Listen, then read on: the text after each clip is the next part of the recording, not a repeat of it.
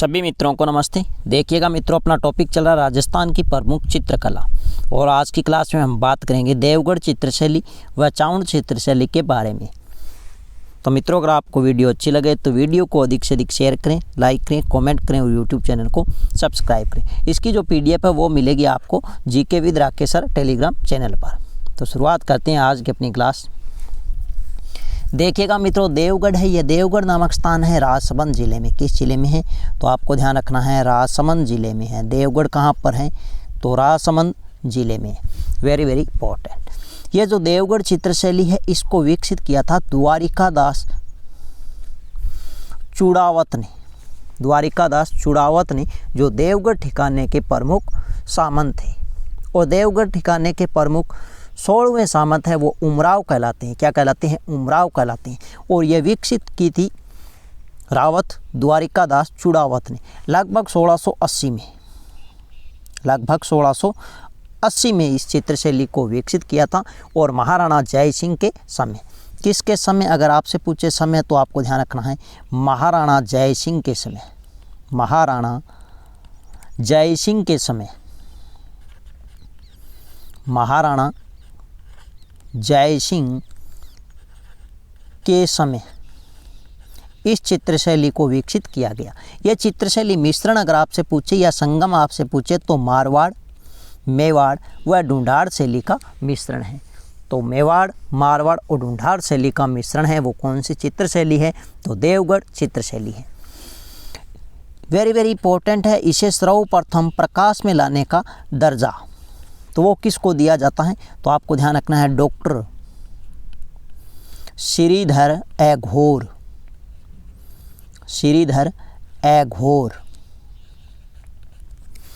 श्रीधर एघोर को दिया जाता है। एघोर। तो देवगढ़ चित्रशैली को सर्वप्रथम प्रकाश में लाने का दर्जा डॉक्टर श्रीधर एघोर को दिया जाता है। यह देवगढ़ चित्रशैली, इसका जो प्रधान रंग है वो माना जाता है पीला। कौन सा माना जाता है तो आपको ध्यान रखना है कौन सा है, पीला प्रधान रंग है। मुख्य विशेषता की अगर हम बात करें तो प्राकृतिक परिवेश है, शिकार के दृश्य है, अंतःपुर है और रेतीले टीले। मारवाड़ चित्रशैली की तरह रेतीले टीले यहाँ पर दर्शाए गए हैं। तो प्राकृतिक परिवेश, शिकार के दृश्य, अंतःपुर और रेतीले टीले किस चित्रशैली की मुख्य विशेषता है तो आपको ध्यान रखना है देवगढ़ चित्रशैली जो राजसमंद जिले में है। नेक्स्ट ध्यान रखना चित्रकार। चित्रकार में अगर हम बात करें तो कंवला है और चोखा है, बैजनाथ है, हरचंद है, बगता है और नंगा है।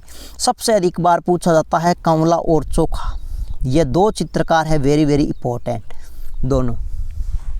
तो ये किस चित्रशैली के है? देवगढ़ चित्रशैली के।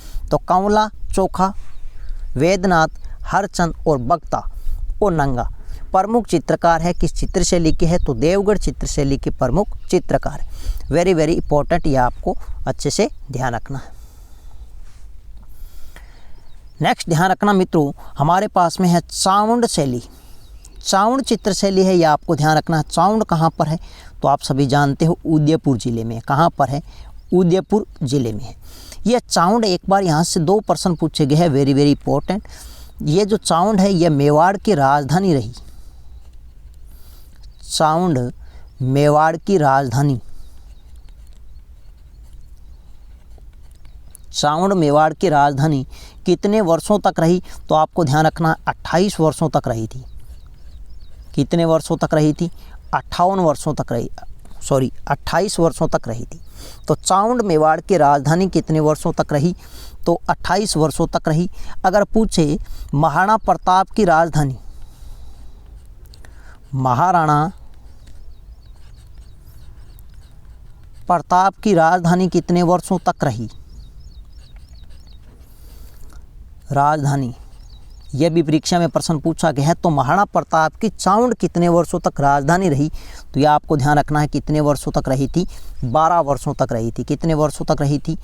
12 वर्षों तक महाराणा प्रताप की चावड़ क्या रही? राजधानी। महाराणा प्रताप की अस्थायी राजधानी है वो चावड़ है। और चावड़ में ही महाराणा प्रताप की क्या हो जाती है? मृत्यु हो जाती है। लेकिन विशेष चर्चा अपने करेंगे चावड़ नामक स्थान उदयपुर में। अभी हम पढ़ेंगे केवल इतना। चावण चित्रशैली है यह उदयपुर जिले में है और यह मेवाड़ की राजधानी रही थी 28 वर्षों तक, और महाराणा प्रताप की राजधानी रही थी कितने वर्षों तक? 12 वर्षों तक। ये दोनों प्रश्न पूछे गए हैं परीक्षा में, वेरी वेरी इंपॉर्टेंट। ये जो चावण चित्रशैली है इसका जो उद्भव माना जाता है वो महाराणा प्रताप के शासनकाल में माना जाता है। महाराणा प्रताप का जो शासनकाल है वो उद्भव माना जाता है, जबकि सैवरण काल है तो महाराणा प्रताप का पुत्र आता है अमर सिंह प्रथम।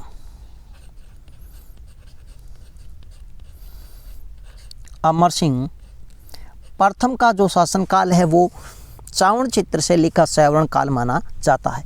और अमर सिंह प्रथम है, इनके समय 1605 में नासिरुद्दीन ने 1605 में नासिरुद्दीन ने रागमाला ग्रंथ चित्रित किया था। किसने?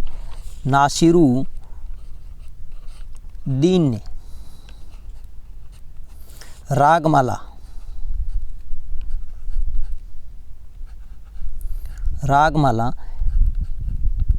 ग्रंथ चित्रित किया। वेरी वेरी इंपॉर्टेंट है कि रागमाला नामक ग्रंथ है यह किसने चित्रित किया था? तो नासिरुद्दीन ने।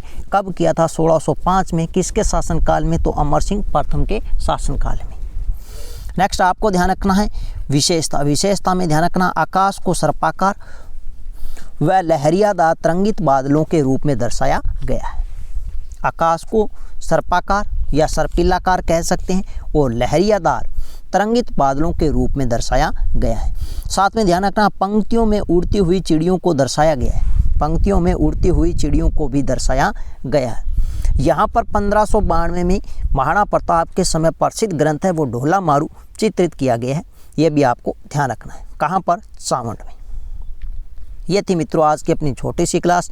नेक्स्ट मिलते हैं एक नई वीडियो के साथ में, तब तक के लिए धन्यवाद।